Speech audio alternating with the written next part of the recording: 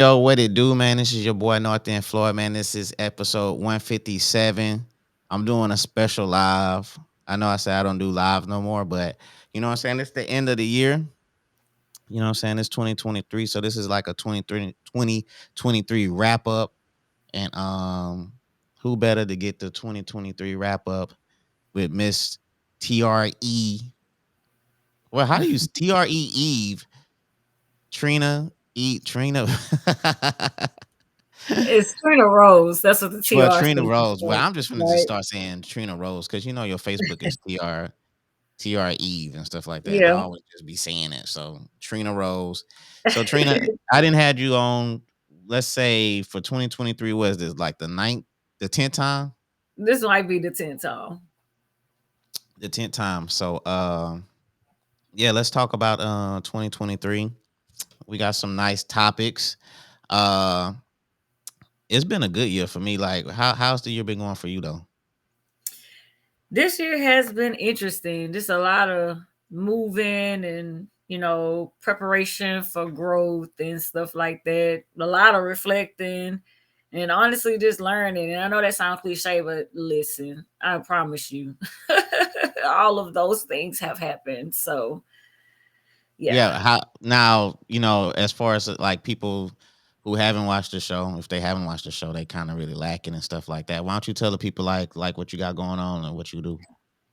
So my name is Trina Rose Frazier, and I'm a licensed professional counselor here in the Golden Triangle area. I have been in practice going on 4 years, and I conduct cognitive behavior therapy, EMDR, which is a form of trauma therapy, brain spotting, which is another form of trauma therapy, and so forth.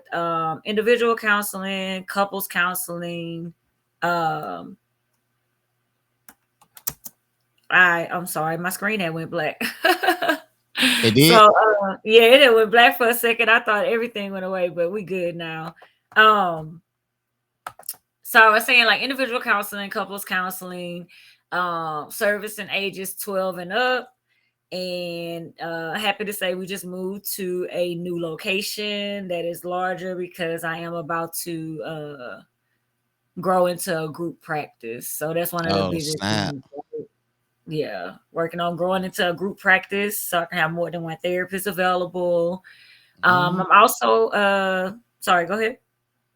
Nah, I was just saying, okay, that's Oh. what's up. That's growth. Growth is good. And I'm also the proud owner of Pop Psych, which is mental health merchandise company. I'm rebranding so that it is more like a mental health boutique. So it'll be where you can come to get not only Pop Psych merch, but other things like journals and things like that. Have the journal that I spoke about, been revamping it and revamping it. I've been wanting to put it out, but I don't believe in putting it out until it's right. And I want to make sure that it's something valuable. So been working on that, and that will actually be launching within the next week. So really just been trying to work on getting some things together. New merchandise just dropped this week, focusing on self-love. Self-love is self-care, and so that's what I've been trying to promote as well. So it's just a lot of different things going on. Just been really busy. Yeah, and how can I get that merch though for sure? Because I got a lot of your merch. Yeah, you rep for real. I be every time I see so I'm like, yep, he ripping. I appreciate it for real, for real. For But sure. if anybody wants to get any of the merch, I did create a Pop Psych Facebook page. So the Rose Center has its Facebook page. Of course, people hit me up on TR Eve all the time. But Pop Psych actually has its own Facebook page now. So you literally search at Pop Psych, POPPSYCH. And if you can see, I have on the flagship shirt here. So this is the first original. And so you can go in any of those modalities and inbox, whatever, and you can order it. And I am working on getting the e-commerce store set up. So then you'll be able to order Mm, without talking to me. So okay. Hey, while you was doing that, I was trying to set up the IG thing, but like I said, man, I'm gonna try that. I'm gonna try it one day. I'm gonna do the IG thing one day soon and stuff like that. mhm, But man, let's rock out on 2023. You know what I'm saying? It's been the holidays and stuff. And mhm. I thought it was something dope that you had that you have talked about, and you was talking about like the holiday blues and shit like that. Mhm, Excuse my mhm, mhm. language. I'm sorry, my mom's probably watching this again though. But yeah, the holiday blues. What is the holiday blues? So when we say holiday blues, we're more so talking about like the way our society is set up. Mainstream culture celebrates a lot of holidays during this like the last 3 months of the year, so roughly, Yeah. or make preparation for it. So because of that, a lot of times, holidays tend to lend itself to like family get-togethers and stuff like that.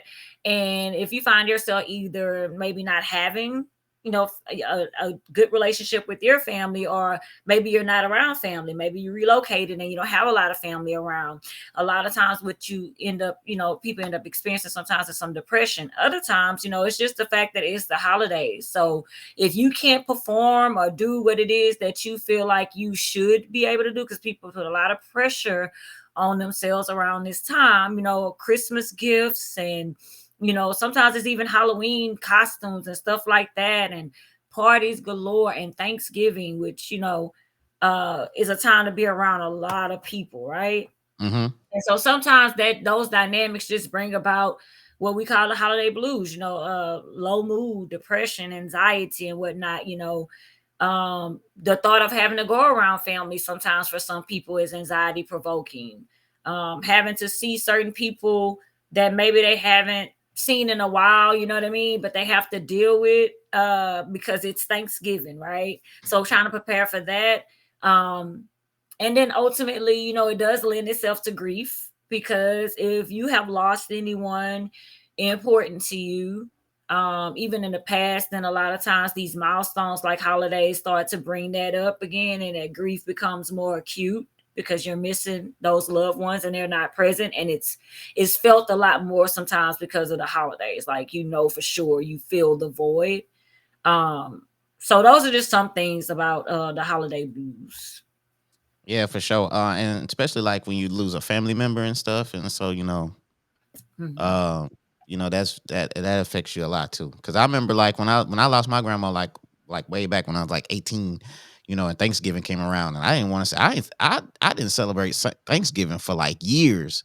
Like Mm, I'll probably go to like a family function, but like as far as like just being in that festive vibe, it was gone for a long time.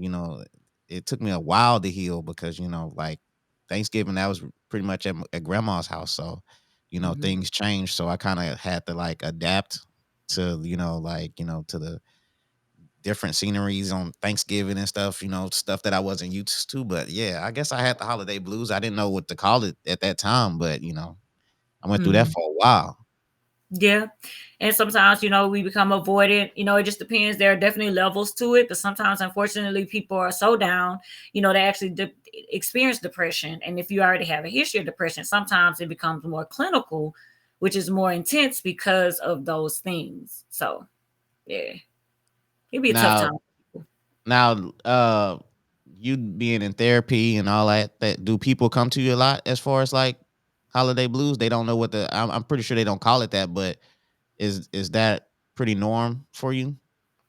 I mean, sometimes you'll find people come when their symptoms are intense, right? So, sometimes we kind of just get along and get along. I mean, you might have some days when you feel low and feel down, but you don't think it's enough to go talk to somebody about, which unfortunately it probably would be the best time to, because once it gets to a certain point when you can't manage it, sometimes it's a lot more worse on you and a lot more harder for you to manage, right? Yeah. So it's like when you when around this time, like sometimes I'll have new clients coming because they're like, it's kind of heavy on me around this time of year. So they, like you say, they don't use that vernacular like holiday blues, but they might say, Christmases are not the same, since this and that. I see a lot of people posting that holidays don't feel the same, family don't feel the same, you know, um, everybody's not getting together like they used to. You hear people referencing that all the time, where the big mamas, just different things. And what they really are saying is the dynamic, right?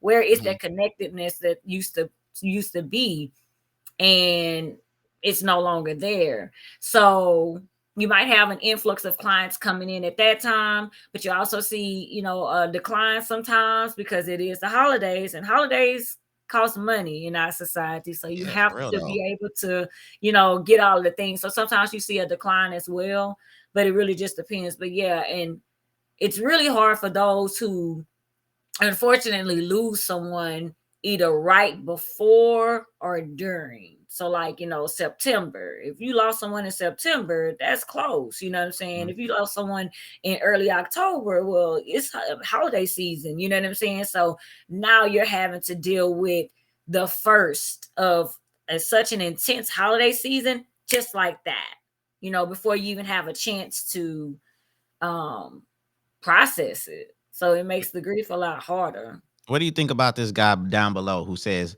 liquor cures all pain?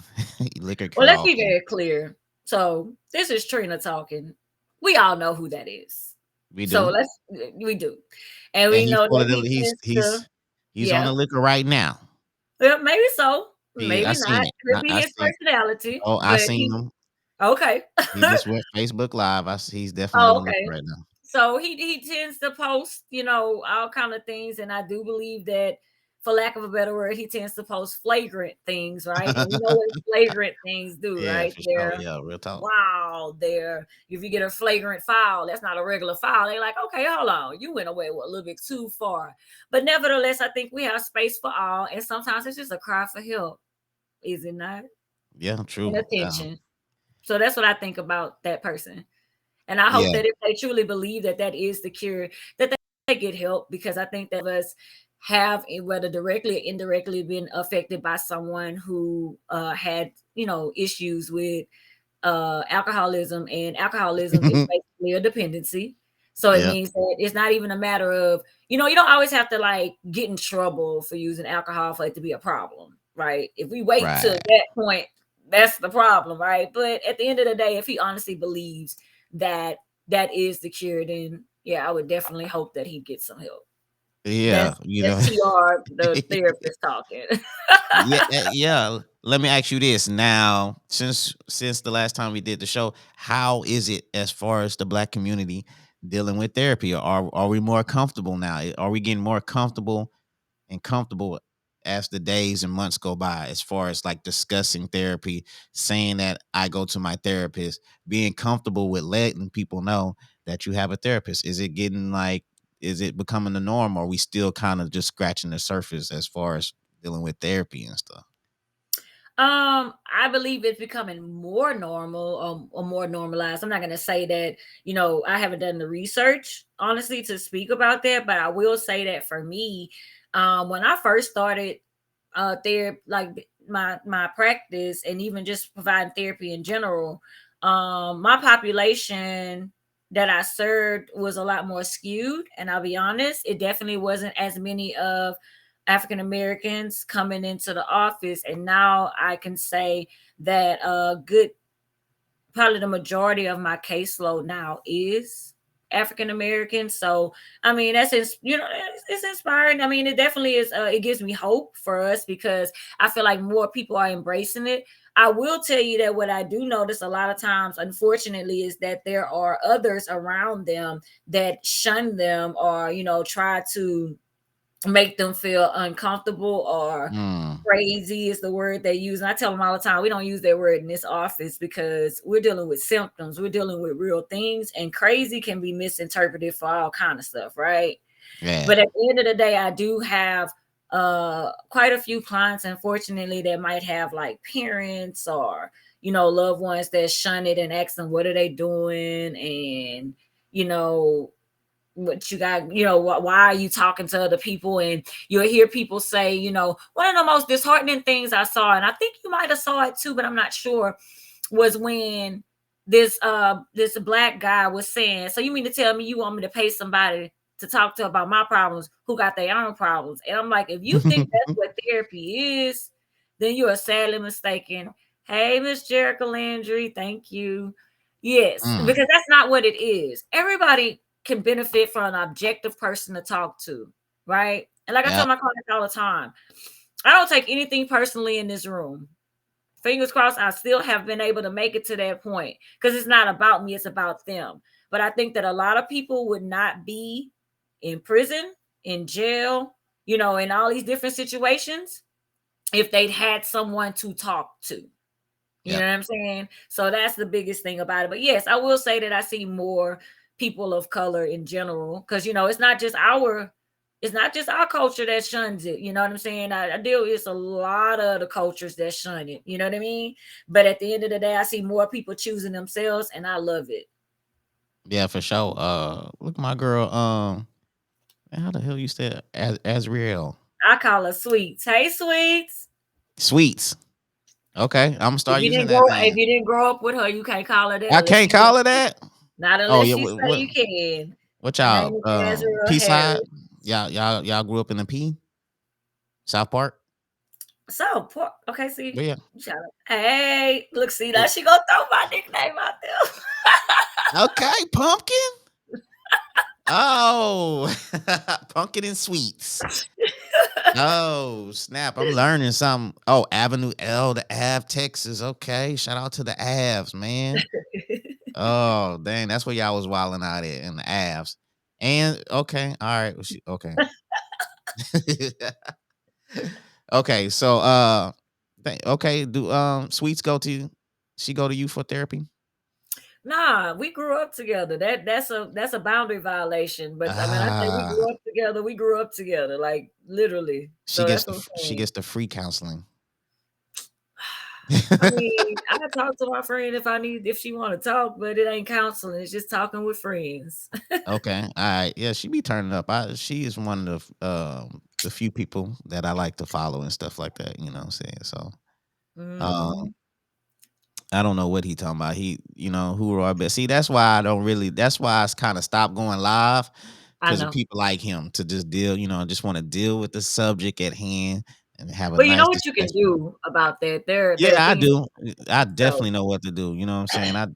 I definitely can bloop him out the way real quick and stuff like that. But let's move on. You know what I'm saying? As I've done this too many times to deal with people like him. But so as far as 2024, a lot of people think, they do this every year. They make the little resolutions and all that and what they gonna start, what they gonna leave in 2023. How do you think people should start preparing for the new year? What do you think? Because some people say the same stuff every year. Every year they say the same stuff. And then they wait till January the 1st to kind of kick whatever bad habit it is. And sometimes it's kind of hard to just go cold turkey on kicking a bad habit.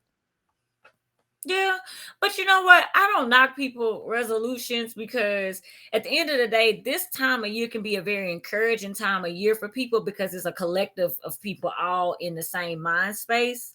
And so at the end of the day, like sometimes people need that encouragement. So I'm not gonna really knock people for that, because I see a lot of people bashing people for their resolutions.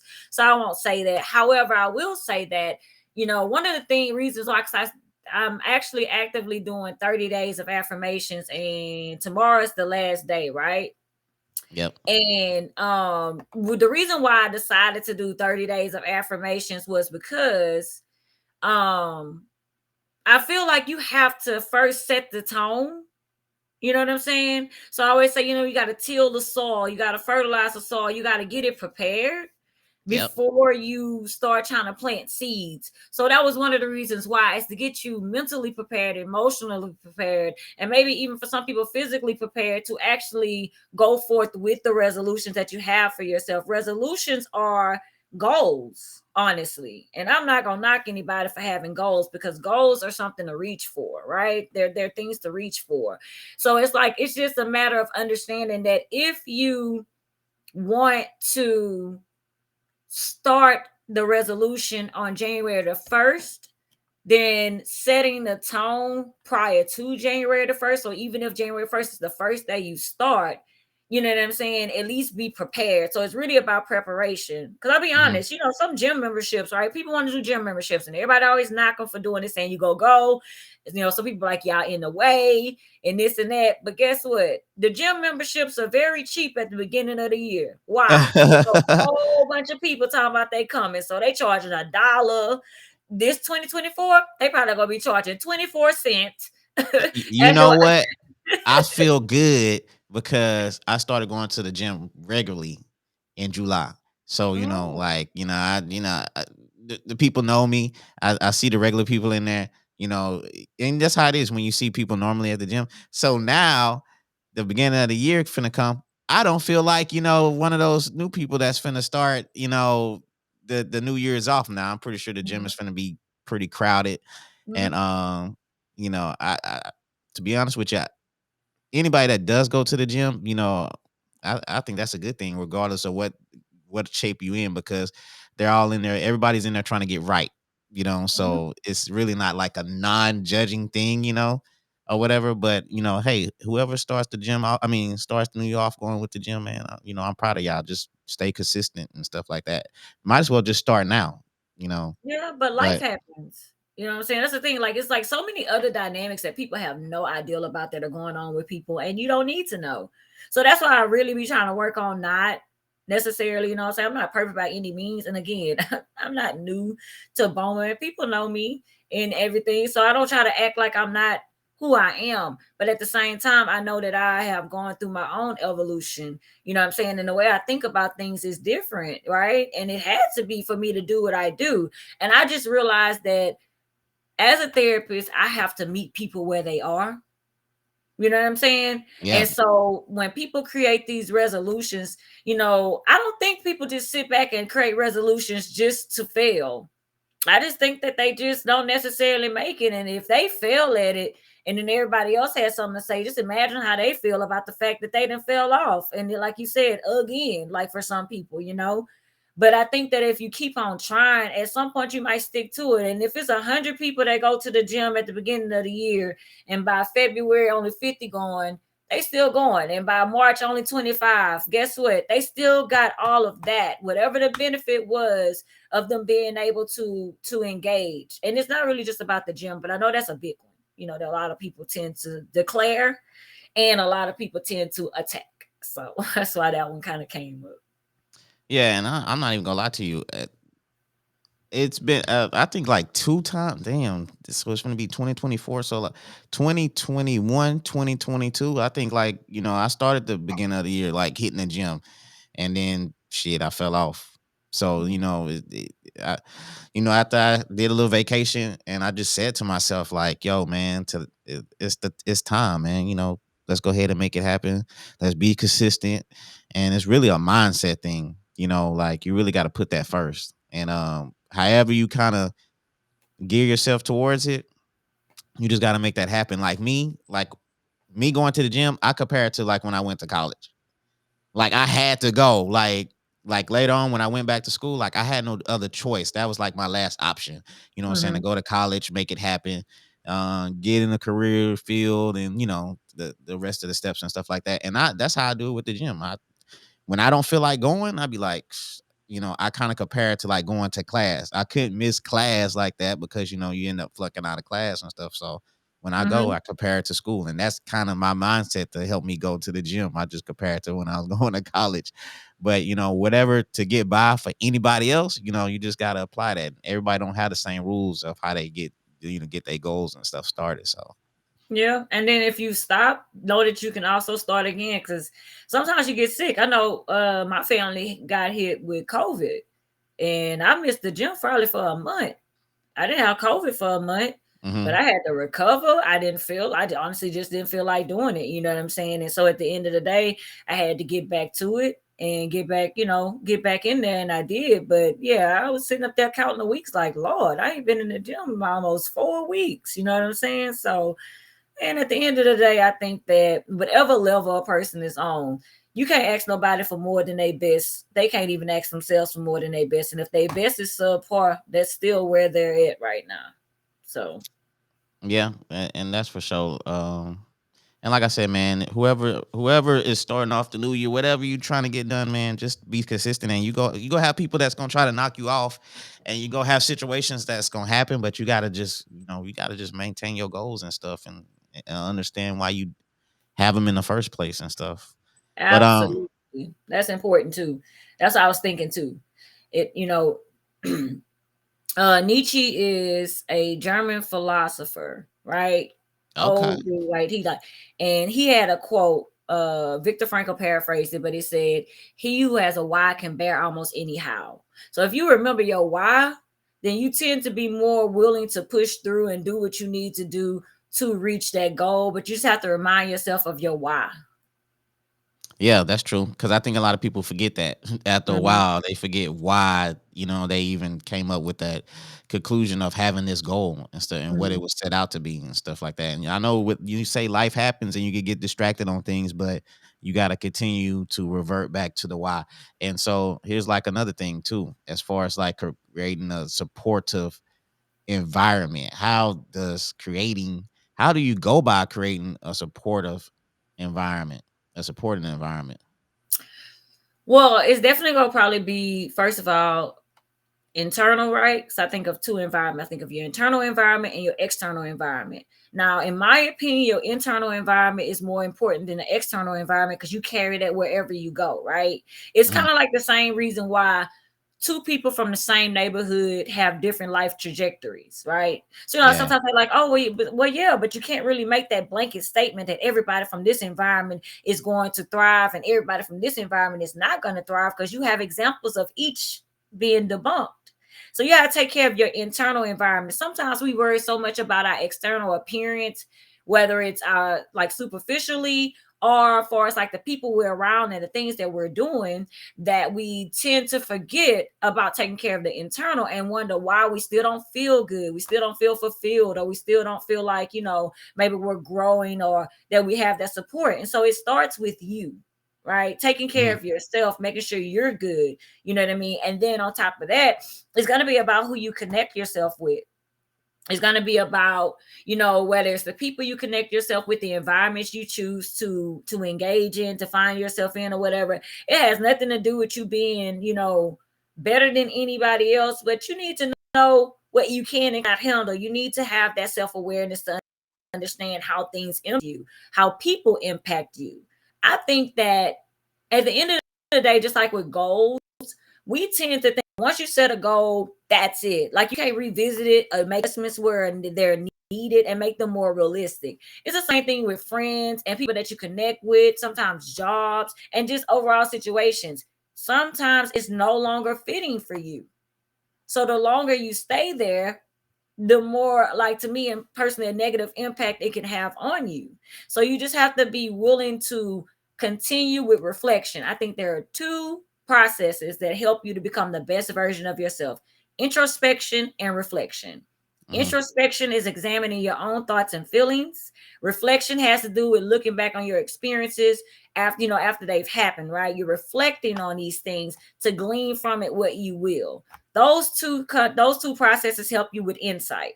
You know what I mean? And if you're doing that, then your self-awareness is going to be keen and you will be able to, create that supportive environment and connect with people that, what I'm saying, that benefit you and also be benefit to others. You know what I'm You saying? you know So, what? I think a lot of people too, they're scared to like you know how people be like, they always make these posts like I'm not having negative people around me, but sometimes those people be around them so long that they're afraid to cut them off. They don't really know how to cut them off. mhm, It's like a drug, you know what I'm saying, to say or whatever, but sometimes like those negative people, like that's the all friends they got. They don't have nobody else. So to cut them off, that means that they might have to be alone. And I think a lot of people are scared to be alone and they scared to go down that road by themselves. So they just continue with that same crowd, even though you always see them crying for help and saying how they're not supportive and I'm tired of negative people and mhm, whatever the case it may be. But sometimes in the long run, a lot of people are scared to be alone. So they continue to have those people around them. mhm, So I mhm, mean, I mhm, see it all the time. I see people talking about, you know, we leaving people behind and all this type of stuff. And I'm tired of these people around me, but they still hang around with the same people. And I mhm, just think like sometimes people are scared or they don't know how to let friends that they've been having around them for a long time go. mhm. And Yeah, I mean, it's complacency, right? We get comfortable. But the thing is, I think that there's so much between cutting people off and staying connected to people. There's so much in between there where you don't have to cut people off, but you might make adjustments. I to don't. your relationship with them. You know I what I'm think it's hard saying? for people to. I think that's hard for people to do. I don't think they know how to make that adjustment. Well, I mean, you learn. And the other thing is, if you really feel like everybody you're connected to is negative, I'm still going to tell you to look at you. Like, what's happening? You know what I'm saying? Like, at the end of the day, you still have to take the time to tend to yourself. And it's okay. I mean, my thing is this, I tell people all the time, you go choose them or you. That sounds like an easy answer. It's not an easy answer for a lot of people. And there's a difference in being alone and feeling lonely. It's a lot of people that can't be alone because Mm, when they're alone, they feel lonely. But I tell mhm. people all the time, like, if you don't like to chill with you, if you don't like to be around you, why would other people like to be around you? So you Yeah, have that's to true. know that you are a cool person. You're a good person. You're great to be around. How do you know that? You start to spend time with yourself. You have to treat yourself how you want others to be treated. Like you have to treat yourself how you want others to treat you so you can teach them how you want to be treated because you do teach people how you want to be treated. This scenario you're presenting with this person that keeps saying that these people are not supportive and they don't, they're never on positive stuff and all of that, you still are connected to them. So you have to teach people how you want to be treated. And when you are accepting of Mhm. things, you're teaching them that that's okay. You know what I'm saying? But I Yeah, really think that at the end of the day, you have to be cool with being by yourself, not feeling lonely by yourself. yeah. I see people say all the time how they take themselves out to eat. They go on like a self date, and Hmm. a lot of people. I see a lot of people comment too about how they can see themselves doing that. Saying going to dinner by themselves and stuff like that. But yeah, you got to learn how to love yourself. What I'm saying before people can love you and stuff like that. Because if you don't love yourself, then how are you gonna expect people to love you? I mean, they might, but you won't be able to receive it. You know what I'm saying? So I don't want to make it like, just because you don't love yourself, others won't love you. If you don't love you, it's going to be really hard for you to absorb that love. It's also going to be hard for you to recognize real love. And so I always tell people all the time, when you go on this journey of self love and you learn to love yourself, it's a twofold lesson, right? Because you learn what it feels like to genuinely love someone, but you also learn what it feels like to be genuinely loved. So when I go out in this world and I'm connecting to people, I won't be going into these situations thinking, could this be love? I'm not sure. Let's just see. It'll be a kindred spirit. It'll feel familiar, right? Mhm. But a lot of times we don't have that understanding. So we just kind of out here just trying to figure it out, on the way. And sometimes that comes with some bumps in the road and some pain and some falling and but it could have been some things that we could have avoided. You just haven't learned yet. Yeah. So let's go into that. So as far as the role of self care, what's the role of self care? Like I don't think people know how important self care is. I also think that people believe that self care is spa days. Nah, don't get it twisted. I love me a good spa day, okay? But that's not all it is. A lot of self care is very routine. A lot of self care can be considered boring, right? Hmm. Eating, eating consistently, like, because a lot of times people don't eat enough. You know what I'm saying? And they wonder why they don't have energy when food is literally the fuel for your body. Just like, can you drive your car without gas? And for No. my electric car drivers, can you drive your car without charge? So at the end of the day, your food is your fuel and your charge. And then the other thing is a lot of times people don't take care of themselves. Like they don't go to the doctor to get checked up. You know what I'm saying? If they do go to the doctor, they be like, I ain't about to do that. I'm like, then why'd you go? Like, why you got a doctor that you don't trust? Find providers that you trust. Why am I gonna sit in here and let you tell me all this stuff and be like, I ain't about to do that? What are you doing? Self care is about remembering you, right? Don't forget about yourself. A lot of times we go on autopilot. We act like it's us, so we good. I got me. I don't have to, nah, I'm cool. It's like, no, you have to take time to pay attention to yourself. You have to take time to tend to yourself. You have to take time to reflect and to understand yourself. Otherwise, how are you going to share this with other people? Self Yep. care is about all of the above. You know what I'm saying? Taking care of yourself, getting good sleep. When something's going on, paying attention to it. If you have a pain, not ignoring it. Pain is to get your attention.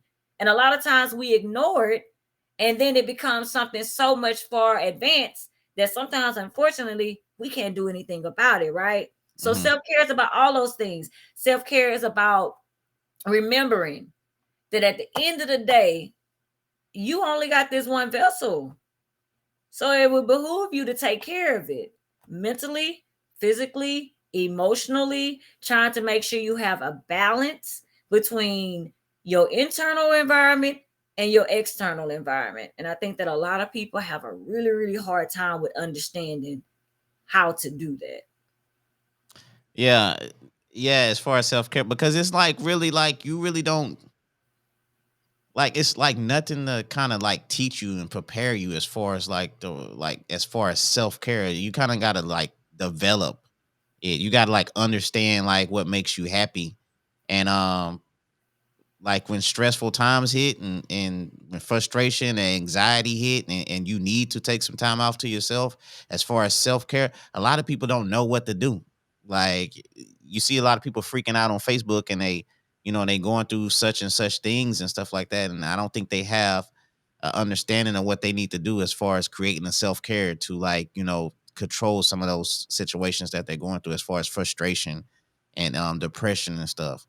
And as far as self care, I don't think they truly understand what it takes to like, as far as self care. Cause like you say, a spa date, or just going to the spa, like as far as handling depression or something like that, they might, I need to go, get a massage or something like that. And truly, you're gonna need more than just that massage. That massage is not really gonna take away what you're going through.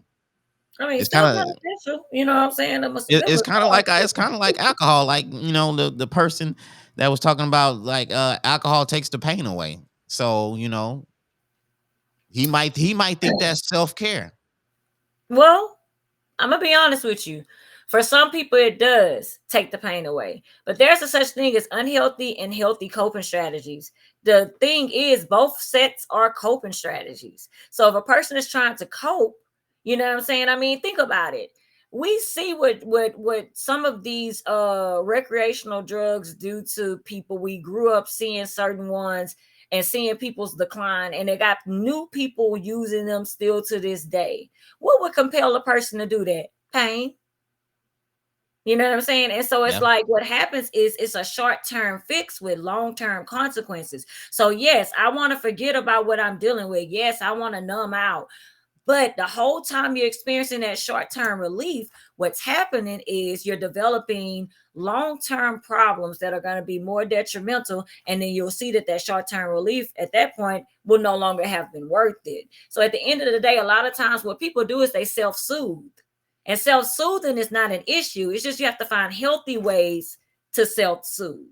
You know what I'm saying? And yeah, and unfortunately, like you said, a lot of people don't know that. I mean, to be honest with you, it's not knocking anybody, you know what I'm saying? I mean, I had a dad that worked a lot, you know what I'm saying? He would drop me to school and then go to work at 8, and I probably see him at about 8:30, 9:30 that night. And this was every day.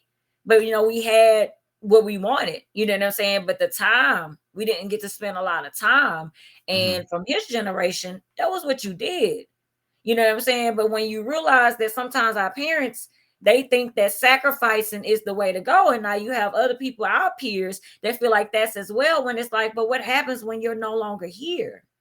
Because if you don't take care of yourself, you won't be able to maintain that, or you will no longer be here. You know what I'm saying? And for those people who really love you, they would rather you be here. You know what I'm yeah, saying? Than yeah, any of yeah, the for things. sure. And so that's the thing. And so sometimes, unfortunately, we didn't see modeling of self-care. And that's what I actually appreciate about our newer generation. I know they have their challenges, but one thing about it is they're not afraid to say what they're feeling. They're not afraid to use the words that were so taboo in our time and before. They're not afraid to say these things. And then people are trying to shun them, but they own it. It's nothing to be ashamed of. You know what I'm saying? But they own it, they'll express it. And a lot of them, believe it or not, are very big on self love and self care. You know what I'm saying? Yeah, A lot of them are able to be assertive and to express themselves directly and respectfully. They just know the importance of self. And it's not about being selfish. Because my thing is, I think the most selfless thing you can do, and I said selfless, Selfless, yes. right? The most selfless thing you can do is put yourself first. Why? Because I want to be the best version of myself for everyone that I encounter. I want to be the best version of myself for all of my loved ones. And in order to be the best version of myself, I have to take care of myself. Yeah, for sure. Now let's go to this. As far as like managing your grief. Mm. Now, how do somebody manage their grief? First and foremost, let me tell you something. It's challenging because I think that sometimes we're under the impression that there's a right way to grieve. And sometimes unfortunately you might find yourself around people that are insensitive to your grief. I remember one time a coworker of mine told me her dad had passed and it had been like a year, and someone asked her, "You still ain't got over there yet?" And I was appalled. Mm, Like, what? Like, first of all, the relationship, right? That was her dad. But how do you say that to somebody with a straight face? You know what I'm saying? It's like at the end of the day, grief is very personal. It doesn't look the same on everybody. It won't look the same on you every day. You know what I'm saying? Now they have some ideas of different stages that you'll go through or whatever to kind of give you some understanding. So you have denial, you have anger, you have depression, you have bargaining, and you have acceptance. Acceptance is when you come to terms with the loss. Acceptance don't have anything to do with you liking what happened, being cool with the fact that your loved one is gone. And honestly, we grieve more than just people.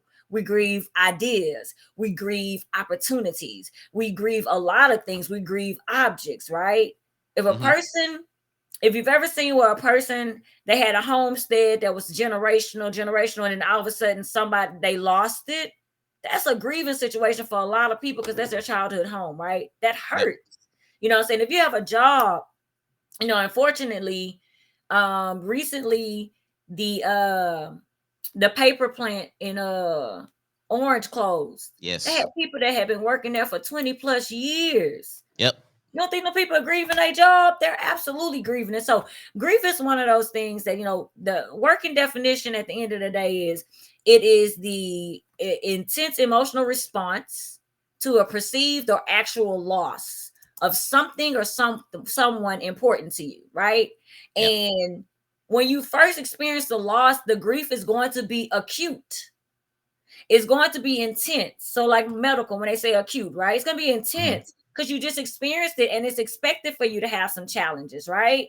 And then ultimately, what happens is over time, most people tend to be able to experience integrated grief, which is when you have come to terms with the loss. And although you still, may be experiencing grief, you you basically have been able to move forward in your life um while still managing the grief, if that makes sense. And so sometimes, like we were talking about with holiday blues, right? Yeah. Around, like, there are milestones like that person's birthday, the day you lost them, certain holidays, whatever, a certain scent that you smell, a show they used to watch that they like, those different things can honestly induce acute grief, and now you feel like you felt when you first lost them. You know what I'm saying? So it's really just a matter of just taking it one day at a time. You know what I'm saying? hmm And trying your best to manage yourself one day at a time. You know what I mean? Because I mean, at the end of the day, you can toggle back and forth between those stages. Where one day you're angry, one day you're bargaining, saying you would give anything if you could just have this person back. One day you might be in a depressive state where you just have a very low mood. You know what I'm saying? Sometimes people get like, what I'm saying, in a denial where they're just not coming to terms with, and not accepting the fact that it has happened yet. It's just all of that. And at the end of the day, all of those things are expected. You know what I'm saying? Because it's a very personal process. If you know anyone that's grieving, I would just encourage you to please just hold space for them. Just hold space for them. You don't have to know what to say. Sometimes, to be honest with you, it's such a weird space to be in that you don't even know what to say because there's nothing to say. I don't understand how people ask people. I mean, older people I've seen ask, But like when they say, "How was the funeral?" Sad. Yeah.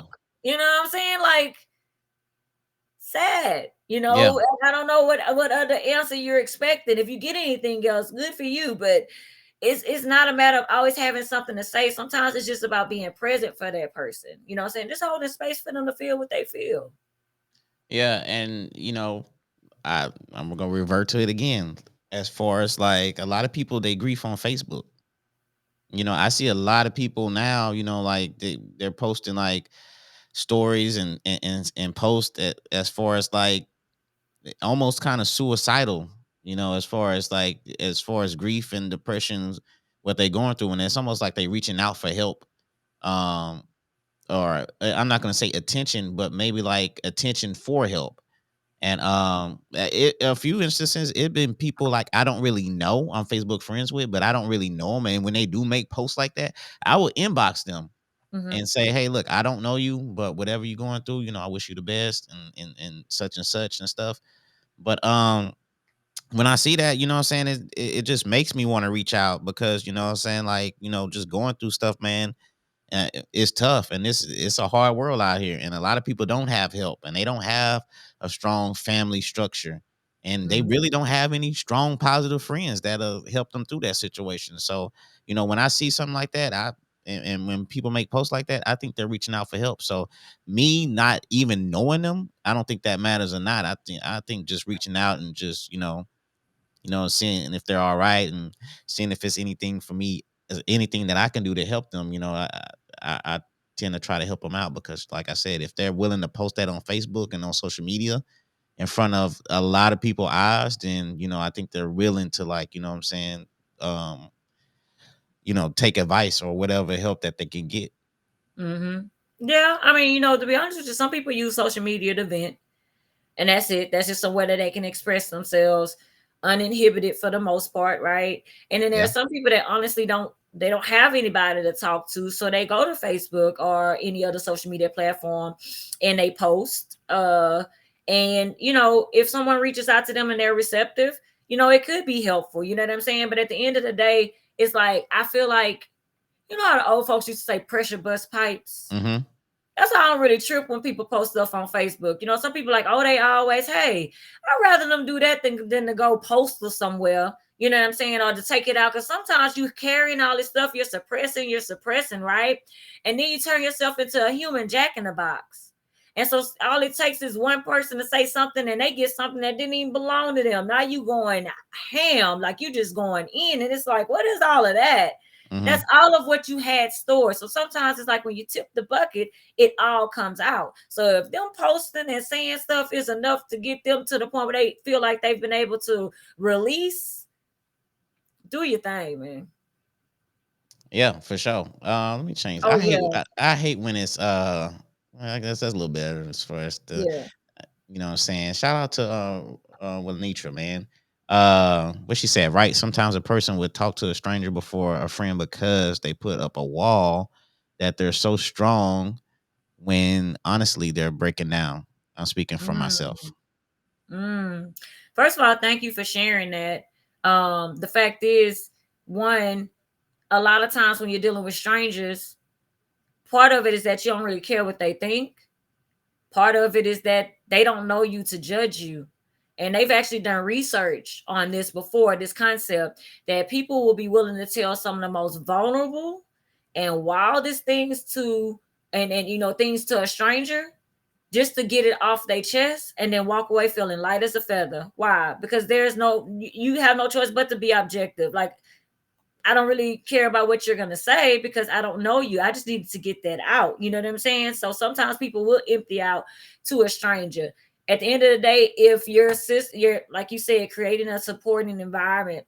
If you don't have a supportive environment, then sometimes you are gonna go outside the circle.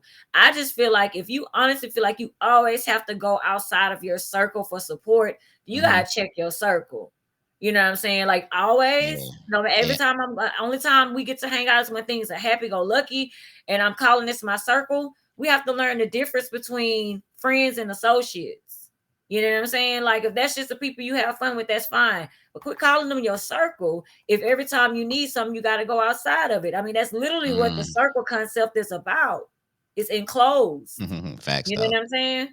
So, Yeah, you gotta check your circle. Hey, a lot of people when y'all going into 2024, y'all making all these things. One thing y'all gotta do for sure is you gotta check your circle. I think I talked about that too in the episode. What is this 157? I think I talked about that in 156 and 155. Y'all check that out. It's on YouTube and stuff like that.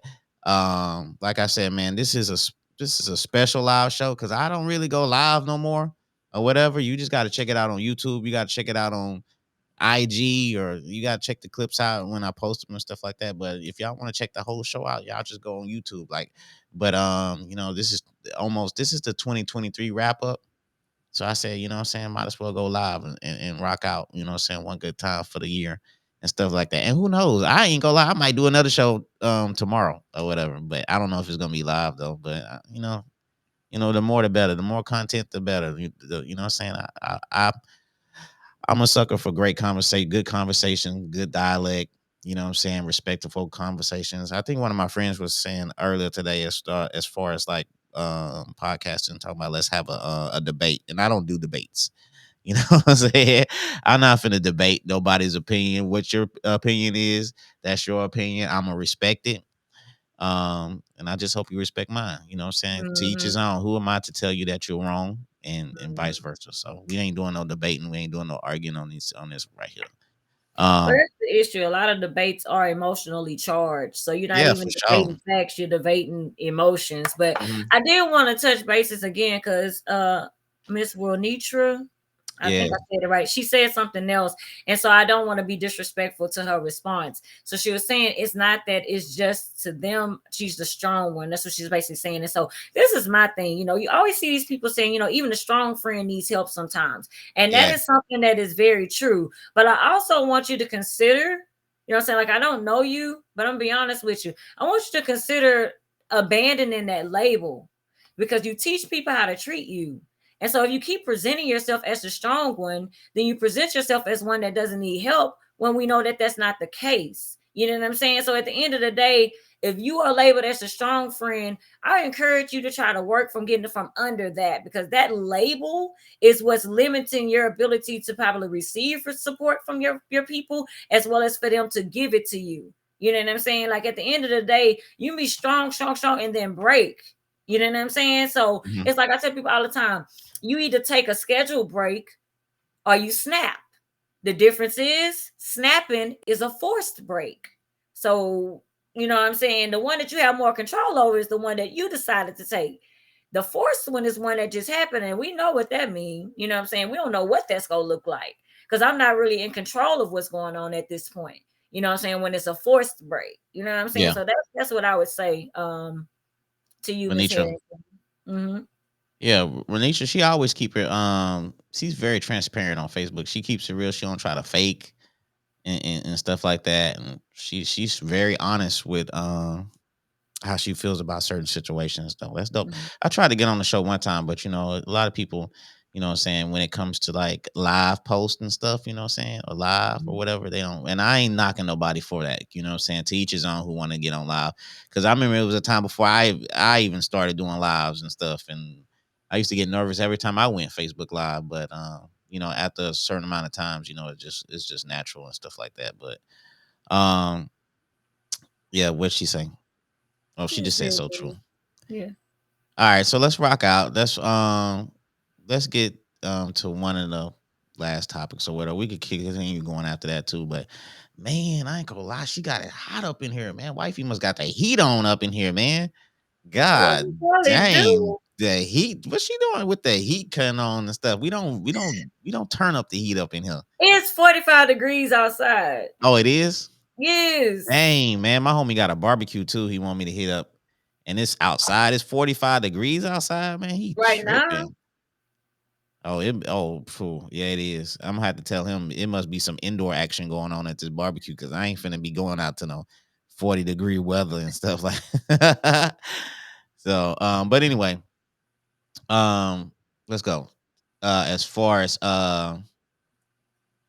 setting healthy intentions, because that's like a lot of people's New Year's resolution too, as far as eating healthy, as far Mhm. as like leaving negative people behind, as far as creating positive environments and stuff like that, what we've been talking about. So how do you go about setting these healthy intentions and stuff like that?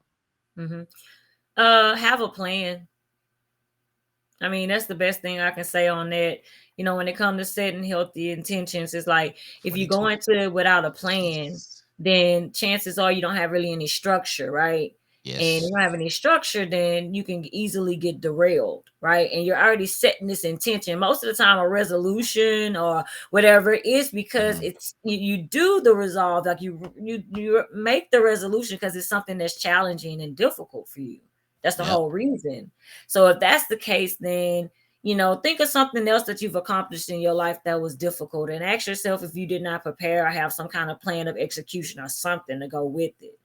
You know what I'm saying? It's like you have to have at least a game plan and you can make adjustments where needed, right? But I would say if that's what you're looking for, just make sure you have a plan, whether it's eating, your peer groups or whatever. I think that every time people I'm going to cut everybody off, it's like it sounds like you're saying that they're the problem, and it's like, well, it's two Yeah, people in the yeah. relationship. You know what I'm saying? And to be honest with you, research says that when couples have issues, Mhm.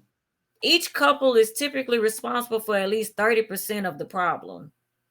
About 40% of it is up for debate. Okay. And that's based on research. You know what I'm saying? And years of research. And so the thing is, it's like people be like, "Well, I'm not the problem. They doing this, they doing that," and I'll tell them, "But you're there to have it done too." You know what I'm saying? You have to be present. So at the end of the day, it's like instead of trying to point the finger to see, you know, especially in these friendships, who's right and who's wrong, I think that if people focused on themselves and tried to improve themselves, sometimes those relationships will fizzle out, but at least you will be a better person for it. But when everybody's continuously pointing the finger at other people for the things that are not, it's not working in their lives or whatever the case is, that's what a problem is because you can't fix other people, but you can work on you. Yeah, that's true. I mean, I even had I still need to work on me, because to be honest with you, I was gonna go get a salad, and I pulled up into Saladas. I was like, you know what, I gotta eat. I'm eating healthy. I'm working out. Let me go get that salad. Pulled up to Saladas, and I seen one of my friends. He posted some burrito bowl or something, some Mexican Roman noodle bowl with burrito meat and all that, and it looked so good. And I was like, oh my god, that looks so good. And I must have sat at Salada for about 10 minutes debating: do I want to go get this salad? Do I want to go to the mall right quick and go? And the burrito thing won. And to be honest with you, it was okay, but it wasn't worth it though. I was like, I knew I should have had that salad. And even though, like I said, the burrito bowl, it was good, but it wasn't worth it. When I was eating, I was saying, I need to just go with my first. The mindset, it's a mindset thing, and you just got to stay strong with it, man. And like you said, sometimes it don't hurt to start over the next day. So tomorrow, I'm starting over. I'm starting over fresh, and it's never too late to start over. So I'm gonna start over. I just gotta have a strong mindset and stuff like that. But I mean, a lot of people, they beat themselves down if they like fail, or something didn't go as planned. And you just gotta always remember that you always got tomorrow for sure. One day at a time. At the end of the day, now you know. Because the fact is, if you wouldn't have got the bowl, you'd have been thinking about it and thinking about it. And if it wasn't that day, it'd have probably been another day.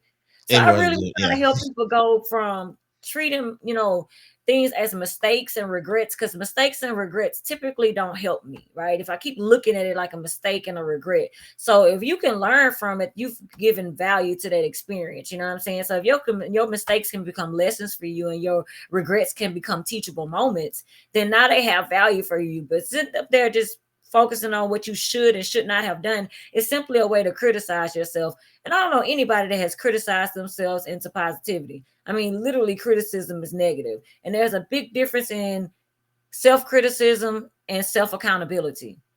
With accountability, you still have standards for yourself, but you also still love yourself and you show yourself grace. With criticism, you just simply just put yourself down and judge yourself, make yourself feel bad. Yeah, for sure. And like you said, if I didn't get it today, it definitely would have been on my mind. Like one of these days coming up, I'll be like, you know what? Let me go ahead and try this. I'm bottom all. Let me. So I did get that out the way, and hey, you know, I I wouldn't. I probably won't get it again. It's not worth it. Yep, yep, yep. Like Miss Harris was saying, count the cost before you make the decision. So yeah, ask yourself critical questions first about the move you're about to make. That's true too. Yeah. yeah, that's Miss Winston. Yeah, I mean, think. That's what she's saying. She just said, man, I'm telling you, it's so many things that we would avoid and so many issues that we would avoid. When I used to be a therapist at the prisons, I would talk to a lot of people, that some that were never going home, some that were going home. And at the end of the day, what we would talk about is that moment, right? Hmm. The moment before. Like if you'd have taken the time to actually think before acting, just because you think about something, don't mean you have to do it. And I'm not necessarily talking about just crime. I'm talking about even when you were talking about the bowl. Just because you think it, don't mean you have to do it. You know what I'm saying? So it's like you thought it, but you can think a little bit more, because sometimes that one moment before the action is what's gonna save you from whatever, what I'm saying, consequences that you end up with that you may not like. Your decisions is the currency for you, and your decisions are the currency that you use to purchase your consequences. You Hmm. know what I'm saying? So, you know what I'm saying? Just see what you're purchasing. Yeah, for sure. And like I said, mindset is everything. And like I said, it's something you can always do better at.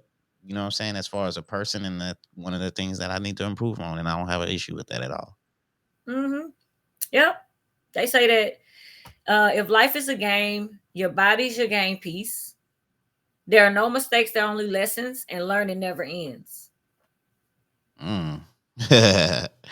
Where'd you get that from? Is that in your future book you writing? No, actually, one of my mentors actually shared that with me, and I kept it.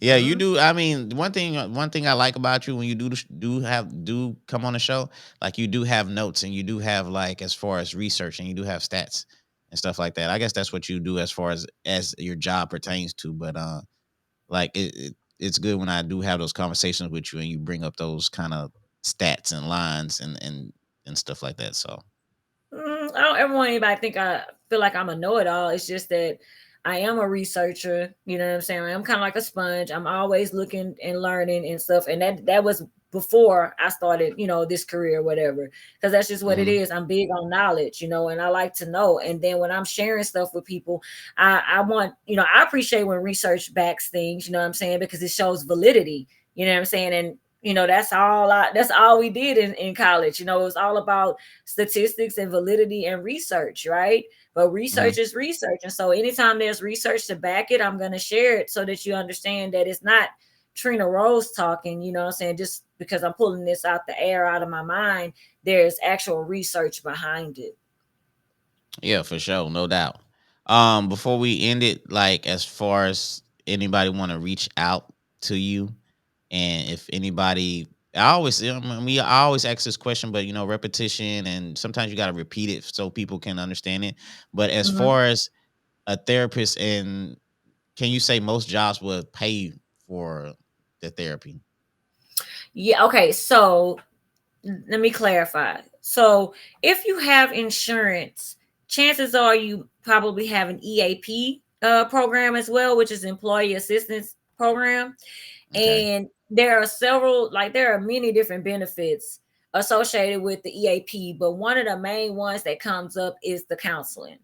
And depending on what insurance you have and how they run their EAP, many times they offer anywhere from 3 to 6 free sessions a year.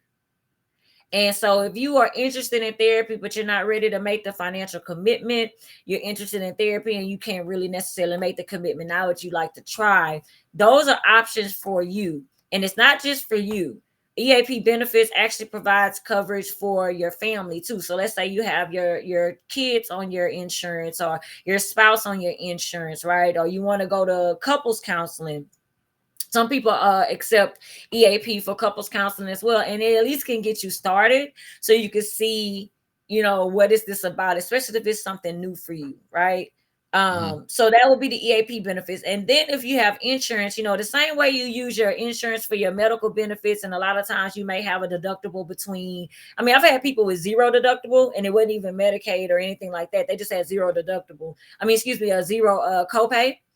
right? But I've seen copays as high as 50. So sometimes it's like 0 to 50. Average is like about 20, 25, honestly. And the Okay. same way you pay for your medical benefits and you go and you do your copay, it's the same way that we as therapists who accept insurance take copay. And then when you file a claim, your insurance pays for the rest, just like with your regular doctor. So that's another thing to take advantage of. You know what I'm saying? If you can afford to do so, you know, using your insurance benefits, because if you don't use them, it's not like they give you a break on your premium or anything. It's just benefits that were not used by you. That's it. How long is the sessions when when they do have this insurance and when it does take place? So I'm gonna say, just because I know that there are some therapists that are different when it comes to like EAP versus insurance and all of that. But typically what you're looking at, intake sessions for me are the longest, because when you're doing intake, you're going over business paperwork and stuff like that, and I like to allow time to actually talk about why you're here too. So Hmm. it's like sometimes, so that would be the longest one, which would probably be a solid 60 minutes. And Okay. then when you're doing your actual therapy sessions, some people do 45-minute sessions.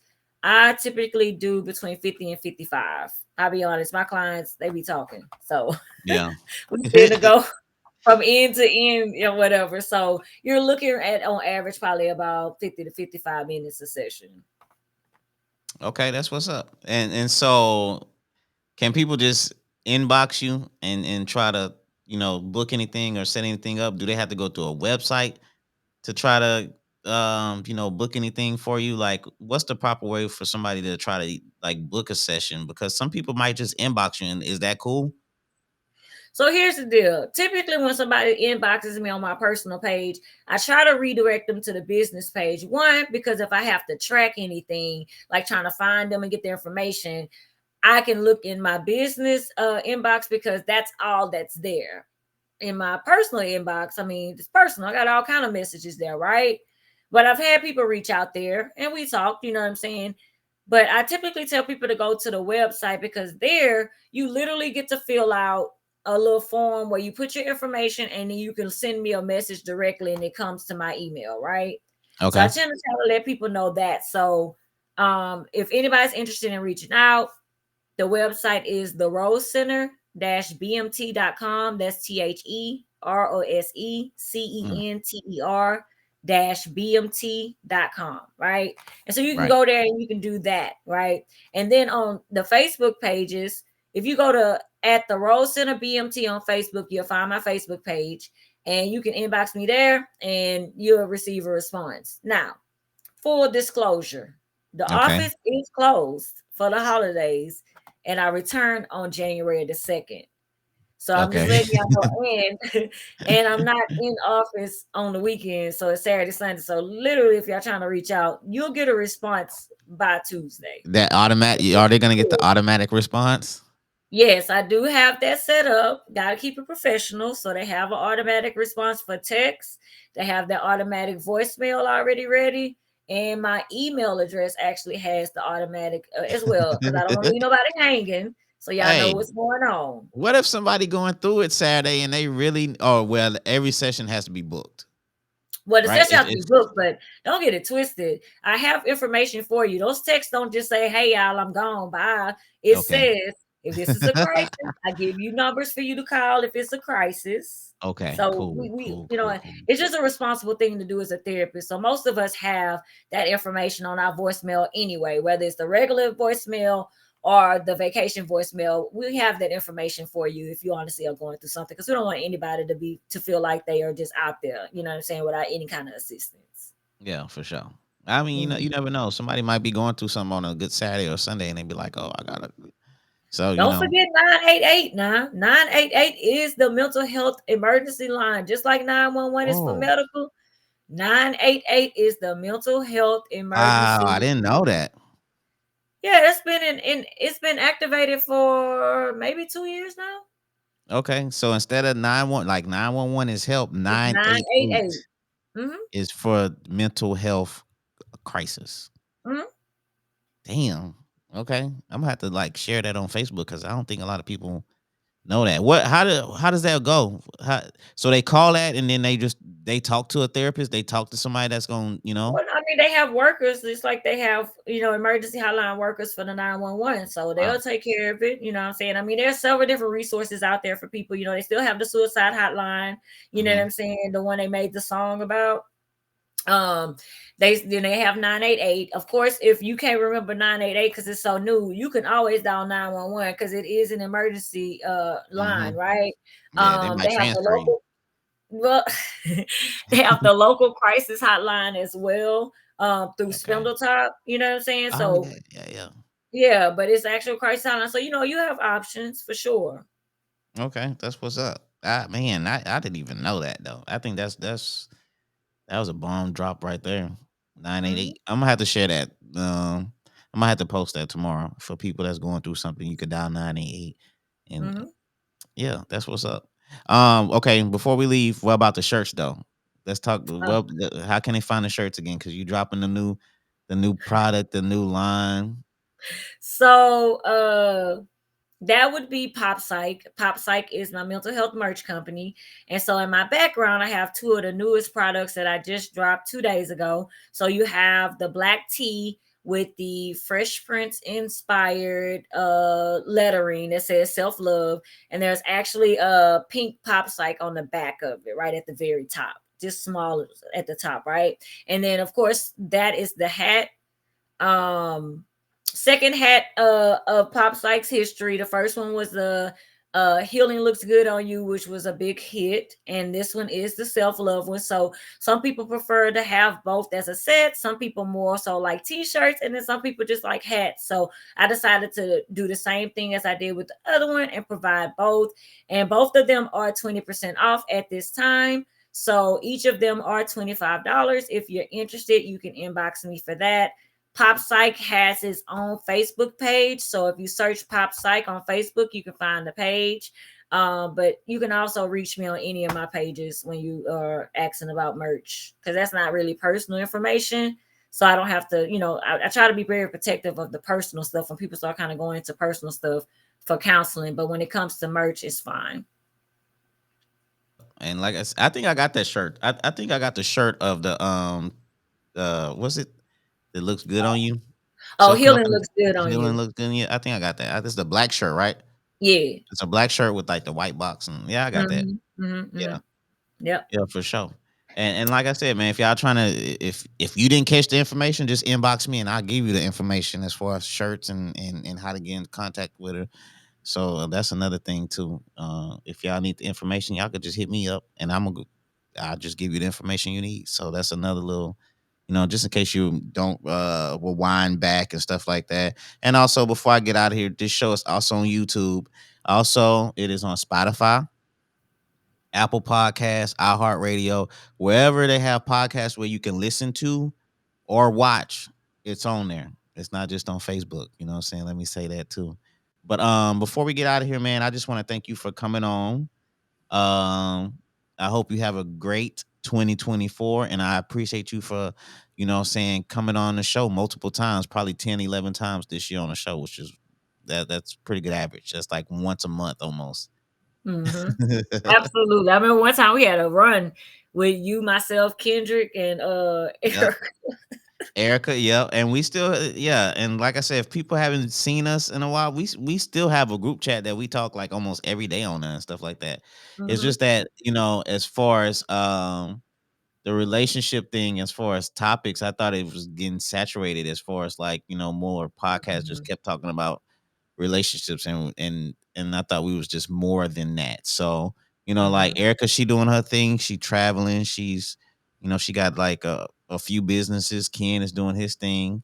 It's the Hmm. holidays and he's working a lot and stuff like that. Bear, he's doing his thing too.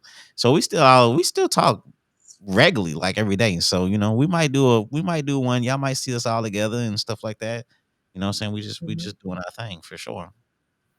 Well, thank you so much for inviting me. It's always a pleasure coming on and talking with you and also with your followers because they always tend to be pretty supportive. They always have pretty enriching things to say, with the exception of our little friend earlier today.